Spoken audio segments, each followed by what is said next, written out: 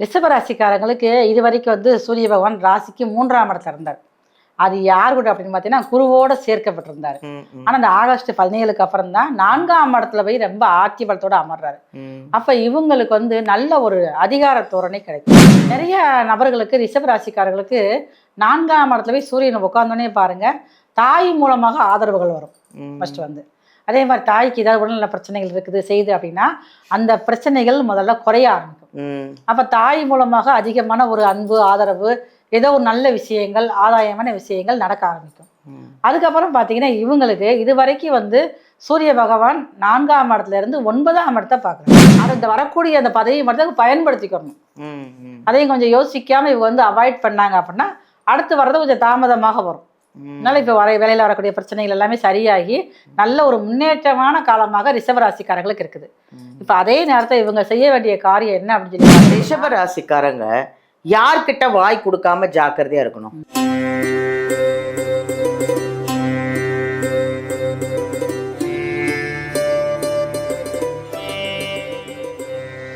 எல்லாருக்கும் வணக்கம். நான் தாங்க உங்க பாலாம்பிகா.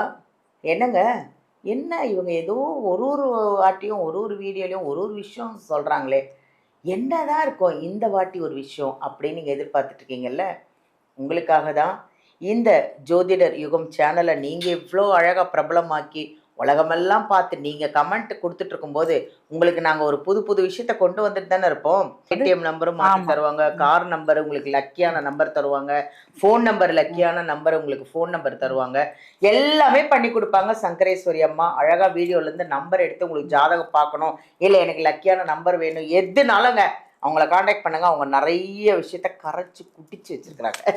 அடுத்தது நம்ம பார்க்க போகிறது ரிஷபராசி. ரிஷபராசிக்கு எப்படி இருக்குது இந்த சூரிய பயிற்சி?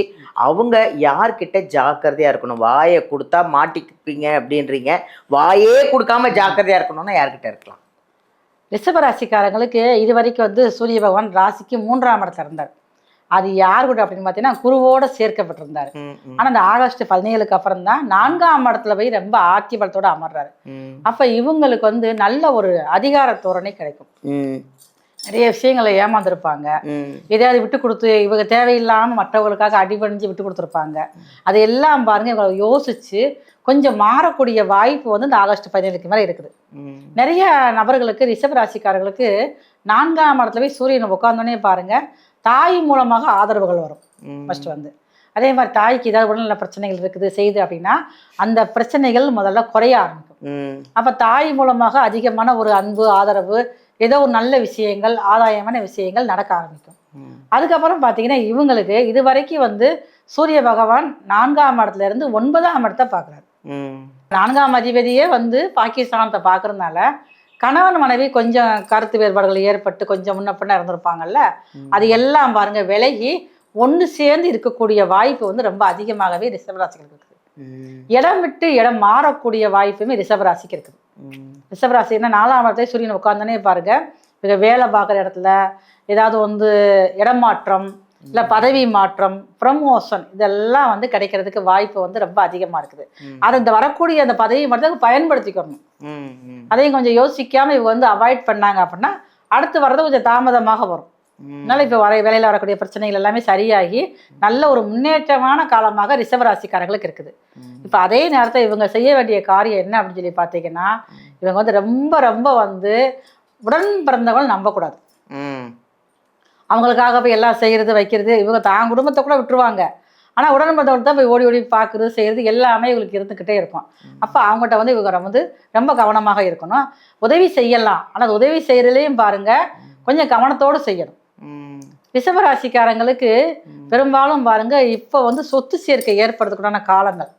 இவங்க வீடு கெட்ட நினச்சாங்கன்னா இப்போ இந்த காலத்துலேயே முடிவெடுத்து கட்டிக்கணும்.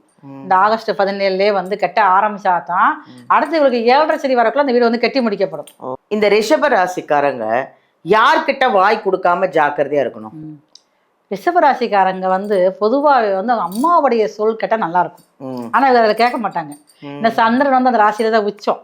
அப்போ இவங்களை பற்றிய கவலை அவங்க அம்மாவுக்கு இருந்துக்கிட்டே இருக்கும்.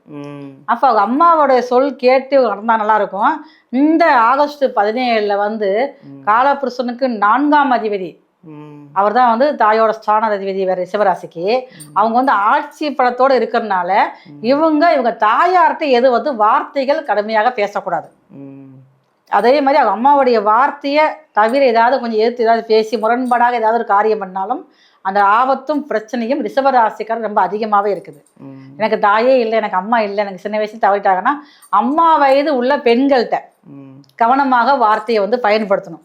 அவங்க மனசு கஷ்டப்படுற மாதிரி ஏதோ ஒரு விஷயமாக இருந்தால் அப்படின்னா இவங்களுடைய வாழ்க்கையில கொஞ்சம் பாதிக்கக்கூடிய அளவுக்கு இருக்குது.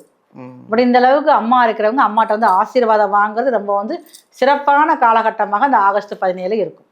அவங்களுக்கு ஏதாவது பரிகாரம் ஏதாவது இருக்கா?